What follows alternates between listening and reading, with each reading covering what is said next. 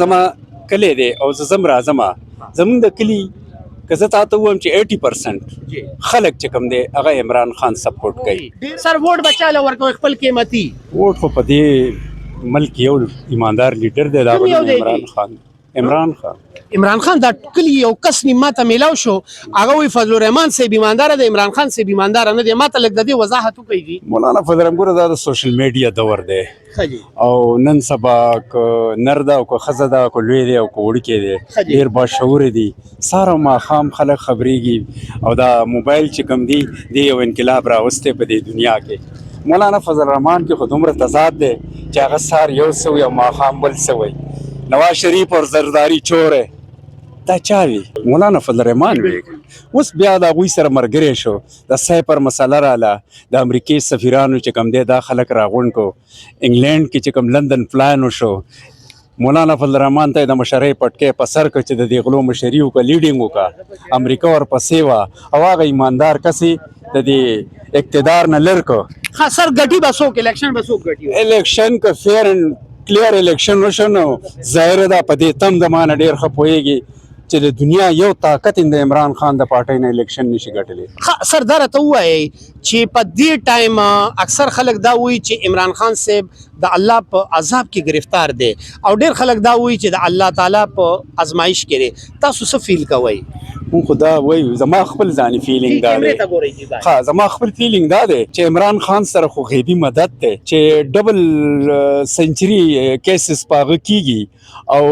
عدلیه ازاده نه ده هغه د اسټبلش په ګرفت کې ده او کوم چې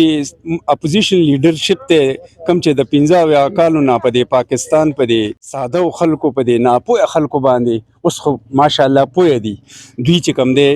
په چل ول په مختلفو طریقو باندې حکمرانی کوله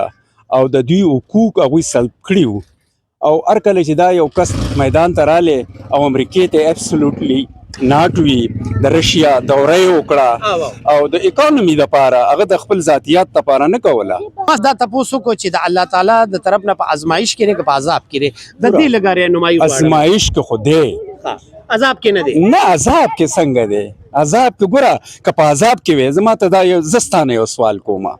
نن په دې پوره پاکستان کې په کرونو خلک د هغه په پیور کې دی د به ایمان سړي په پیور کې کله الله پاک دومره مخلوق نه راولي. ډېره ښه خبره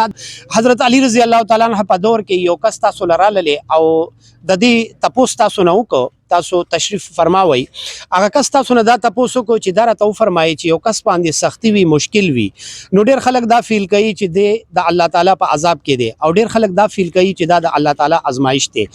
نو مونږ ته د دې تشریح وکړئ چې یو عام کس په دې خبره څنګه پوهېږي چې دا د الله تعالی په ازمایش کې دی که د الله تعالی په عذاب کې دی. حضرت علي ډېر ښایسته جواب ورکړو هغوی ورته وفرمایل کومه سختي او کم مشکل چې تا ته الله تعالی ته نږدې کي نو د دې مطلب دا دی چې دا د الله تعالی ازمایش دی او کومه سختی او مشکل چې تا د الله تعالی نه لږ لرې کی نو پوه شه چې دا د الله تعالی عذاب دی. عمران خان صاحب چې څه وخت کې گرفتار شو مونږ ټولو به دا الزامات لګول چې عمران خان کوکین هم څکي چرس هم څکي او نور هم ډېر قسمه نشې کوي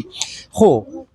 عمران خان د نشو تقاضا نه ده کړې. عمران خان تقاضا وکړه چې مالا قرآن پاک راوړئ مالا قرآن پاک د ترجمې سره راوړئ او ماته هیڅ مشکل نشته او بلکې پوره قوم ته دا وینا وکړه چې تاسو مه یریږئ ستاسو لیډر شاته کیږي نه دی به مړ شي خو شاته به نه شي. نو د دې خبرې دا انسر چې د الله تعالی په مشکل کې چې وي انسان نو هغه دوه شکلونه هغه دواړه شکلونه موږ ته واضح دي.